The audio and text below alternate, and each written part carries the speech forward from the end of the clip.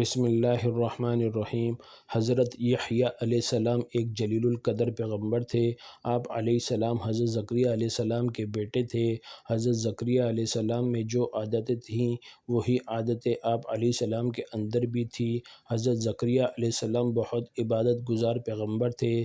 حضرت یحییٰ علیہ السلام بھی اسی طرح اللہ کی عبادت کرتے تھے اور ہر وقت اللہ کا ذکر کرتے تھے۔ اللہ نے جو حکم دیا اس پر پوری طرح عمل کرتے تھے۔ حضرت یحییٰ علیہ السلام کا واقعہ سمجھنے کے لیے حضرت زکریا علیہ السلام کے بارے میں بھی جاننا ضروری ہے، اس لیے ہم زکریا علیہ السلام کا حال مختصر طور پر بیان کریں گے۔ حضرت زکریا علیہ السلام کی کوئی اولاد نہیں ہوئی۔ اب تو وہ بہت زیادہ بوڑھے ہو چکے تھے، بڑھاپے کی وجہ سے بہت کمزور ہو چکے تھے، لیکن اولاد کی خواہش دل ہی دل میں مچل رہی تھی۔ اللہ کی ذات سے وہ مایوس نہیں ہوئے، کیونکہ اللہ ہر شے پر قادر ہے، وہ سب کچھ کر سکتا ہے۔ اس کے کام ایسے ہیں کہ وہ انسان کے وہم و گمان میں نہیں آتے، اس لیے وہ اللہ سے رات و دن دعا کرتے تھے۔ آخر اللہ نے ان کی سن ہی لی، دعا قبول ہوئی، انہیں بشارت ہوئی کہ مایوس نہ ہو، بیٹا ہوگا، اس کا نام یحییٰ رکھنا۔ کسی بھی مایوس انسان کے لیے اس سے بڑی خوشخبری اور کیا ہو سکتی ہے؟ اس نے جو مانگا اسے مل رہی ہے۔ بشارت سن کر حضرت زکریا علیہ السلام بھی خوش ہوئے۔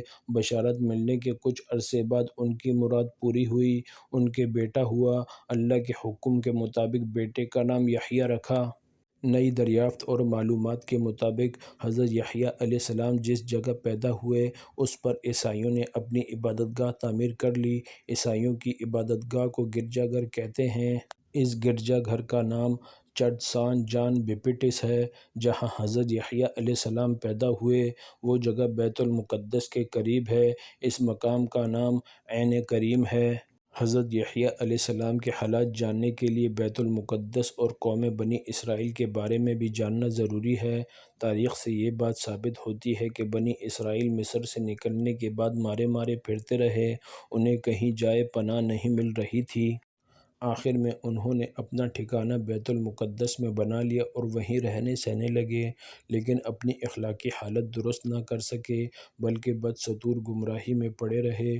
ان کی بد اخلاقی اور گمراہی کا ذکر توریت میں بھی آیا ہے۔ احکام عشرہ میں ان خرابیوں کا ذکر کرتے ہوئے اس سے بچنے کی ہدایت کی گئی۔ انہیں شرک کرنے سے منع کیا گیا۔ وہ لوگ ماں باپ کی عزت نہیں کرتے تھے، ناحق دوسروں کا خون کرتے تھے، عورتوں کی عزت نہیں کرتے تھے، چوری کرتے تھے، پڑوسیوں کو پریشان کرتے تھے، دوسروں کا مال غصب کرتے تھے، لوگوں سے اچھا برتاؤ نہیں کرتے تھے۔ قرآن کریم میں بھی بنی اسرائیل کے بارے میں اس طرح ذکر کیا گیا۔ اللہ تعالیٰ نے بنی اسرائیل سے عہد لیا کہ سوائے اللہ کے کسی کی عبادت نہ کرو، لوگوں سے اچھا برتاؤ کرو، نماز قائم کرو، زکوٰۃ ادا کرو، لیکن بنی اسرائیل اس پر عمل نہیں کرتے تھے۔ ان کی اخلاقی خرابیوں کی وجہ سے کئی بار انہیں ذلت و رسوائی کا سامنا کرنا پڑا۔ انہیں راہ راست پر لانے کے لیے پیغمبر آتے رہے، لیکن لوگوں نے ان کی باتوں پر کان نہیں دھرا، بلکہ ان کی راہ میں رکاوٹیں کھڑی کرتے رہے۔ مذکورہ حالات جاننے کے لیے اس زمانے کی سیاسی اور ملکی حالات جاننا بھی ضروری ہے۔ قدیم زمانے سے ملک عرب پر دو ملکوں کا قبضہ رہا۔ عرب کے کچھ حصے پر فارس کی حکمرانی تھی تو کچھ حصے پر روم حکومت کرتا تھا۔ عرب ان دو ملکوں کے غلام تھے۔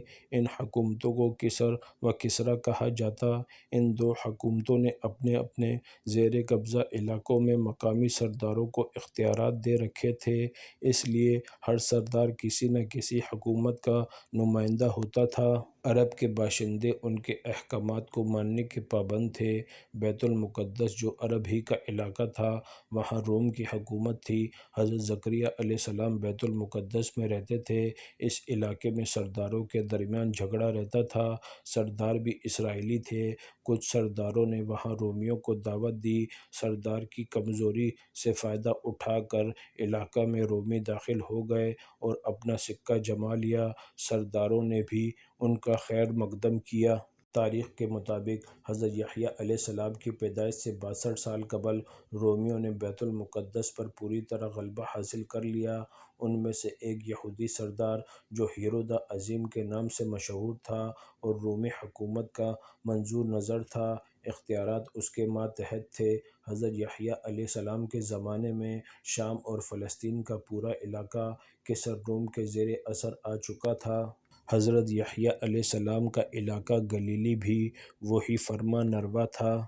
رومی بد خصلت، بے حیا اور بے شرم تھے۔ ان کی پوری زندگی گناہ آلود تھی۔